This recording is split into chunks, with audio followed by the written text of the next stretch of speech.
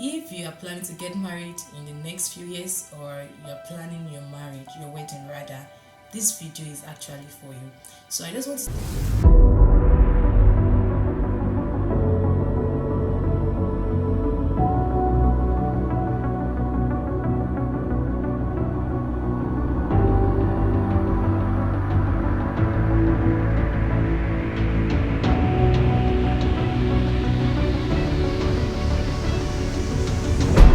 viewers, welcome back to my YouTube channel. Of course, if you are planning to get married in the next few years, or you're planning your marriage, your wedding rather, this video is actually for you. So I just wanted to sit back and stay tuned and make sure you watch this video to the end. Now, 12 things I told myself while planning for my wedding. Number 1, I will exercise faith and follow God the way He provides. I'm not going to force things to work. Yeah, that's one of the things I told myself. I'm going to exercise faith and follow God to the end. Like, it is the resources that God provides that I'm going to be used. Though during my wedding, when I was planning for my wedding, some of our friends helped, and actually some of them helped out of their own willingness, out of what God placed in their heart. They didn't help out of pressure. They didn't help because probably we begged, but they helped out of what God has placed in their heart. And that was one of the things I told myself. It is only the resources that He provides that I'm going to use. Then the second thing I told myself while I was planning for my wedding is that I told myself that I'm not going to borrow, because actually borrowing for a wedding does not worth it when it's not that I want to invest in a business. And of course, I've seen so many persons that they had to borrow just to get their wedding done, and after their wedding, instead of them to enjoy their new home, enjoy their new life, they start to have so many issues out of anger, frustration, and they have to start repaying their debts just because they borrowed for their wedding. I don't want to experience such, and I didn't do such.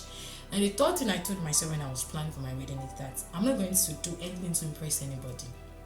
No, I realized this early, that impressing people is actually very, very stressful. I don't think I'm ready to go through that kind of stress. Impressing people, no, I don't think I'm ready to go through that stress. So I'm not ready to impress anybody for my wedding. I'm going to do what is going to be comfortable for me, what is going to be better for me, and that's actually what I did when I was planning for my wedding. Then the fourth thing I told myself when I was planning for my wedding is that I will not lose my peace of mind and sanity for wedding, because it's not necessary. I read some persons say that when they were planning for their wedding, they fell sick, they were tired, they had heart issues, they were mentally not stable and all of that. But when I was planning for my wedding, I told myself this, that I'm going to prioritize my overall well-being, most especially my mental well-being. I'm going to prioritize it. I'm going to have this peace of mind. Like, I'm still going to maintain my sanity.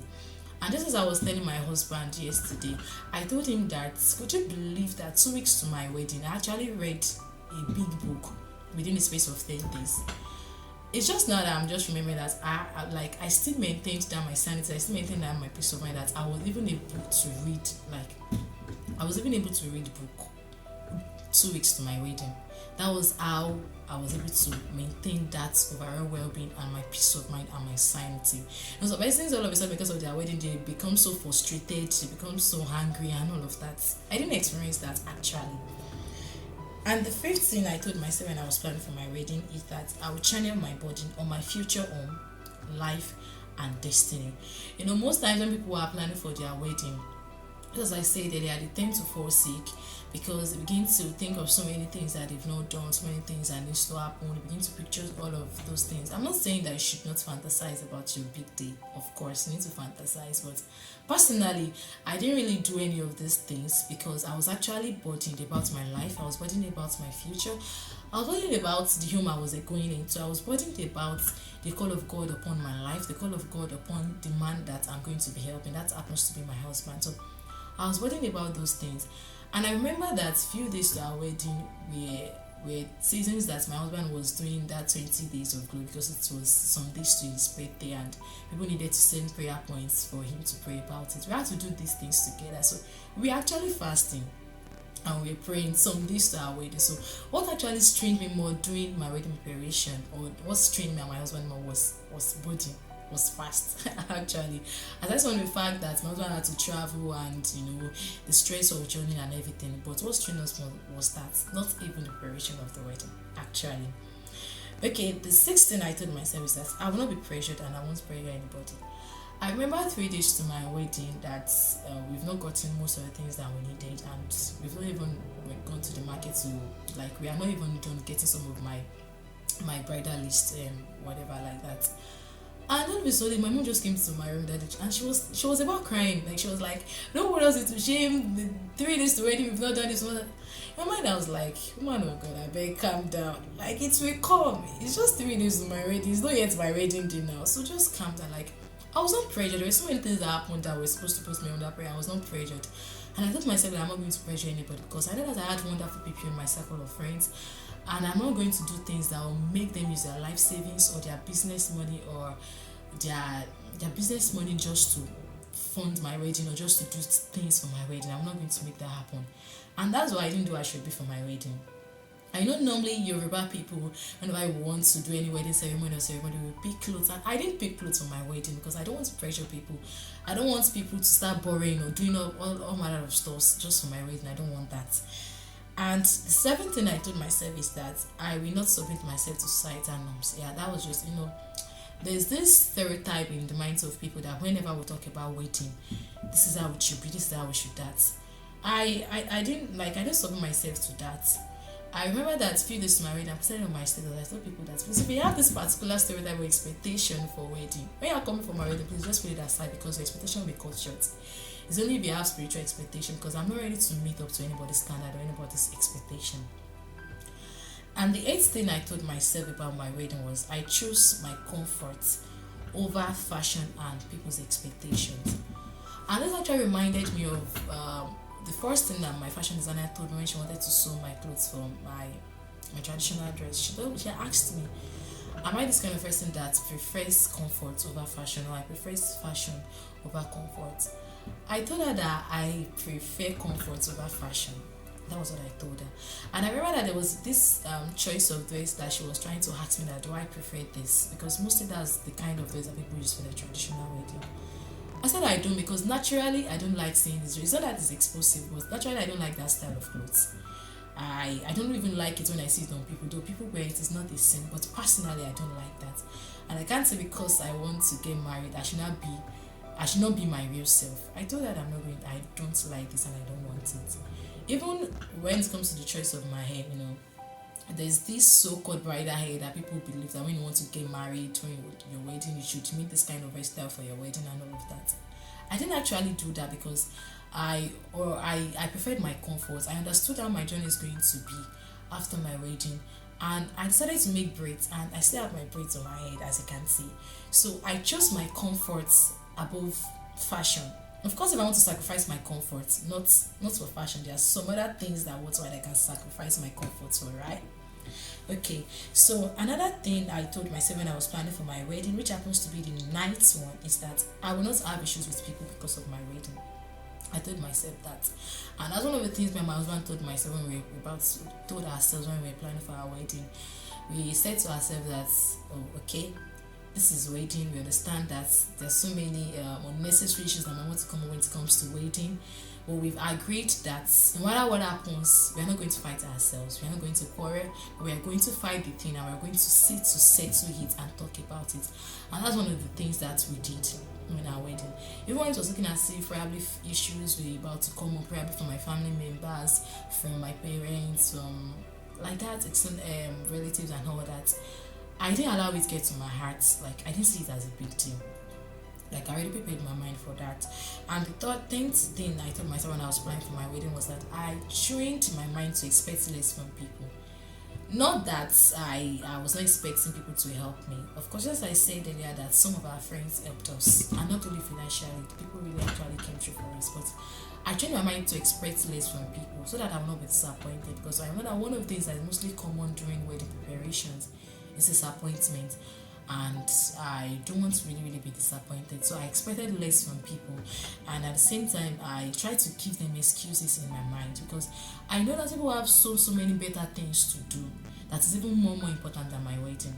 My wedding is solely my home matter, solely my business, solely what is important to me, not to other persons. So other persons can engage, can be committed to other things that's more important than my wedding. So I gave people that excuse. So when disappointment came along when disappointment came, I was not really that disappointed because I was expecting something like that to happen. And the 11th thing I told myself, or the 11th thing I did during my wedding was that I also pay attention to people's responses, like to my success, because I tagged my wedding my success. So I paid attention to people's responses, and this helped me to know who is expected to be in my circle and who what's laboring on. And this reminded me of a particular brother of ours, me and my husband. That brother could not attend our wedding, but he supported along the line. And at the same time, there was particularly that he had to send a very long message to us, telling us because he couldn't attend because of financial commitments and other more important commitments. And we had to quickly call that brother because he was already feeling guilty for not attending our wedding. And we really need to let him know that it's normal. So these are the kind of persons that worth our labor. These are the kind of person that wants to be in a circle of friends. So it helps me to know people that actually worth being in a circle of friends. And the 12th thing I would like to say before I call it a day is that I told myself that I will be in agreement with my husband to be no matter what. Irrespective of what my parents are saying, irrespective of what my friends are saying or my family members, I'm going to be in agreement with my husband to be. And that was what happened. Even after me and my husband, we've agreed on some certain matters, and some of my friends came, my parents came, and they were about changing it and all of that. I made them know that this was not what me and my husband agreed on. And I'm going to make a very practical example. One of the things that my husband and myself agreed on was that we are going to be renting a dress for my white wedding. And when I told my parents about it, they were like, God forbid, you wear something that somebody that's worn for your wedding. And I was like, I don't really think there's a big deal in this time. I don't see a big deal in them because it's just for a day. It's not even up to a day, just for 2 hours and whatever like that. Okay, they said they didn't agree. So we went to market to get clothes, and after getting my traditional clothes, my shoes, my purse and all of that, I said, okay, it's time to get my white dress, my white dress and all of that.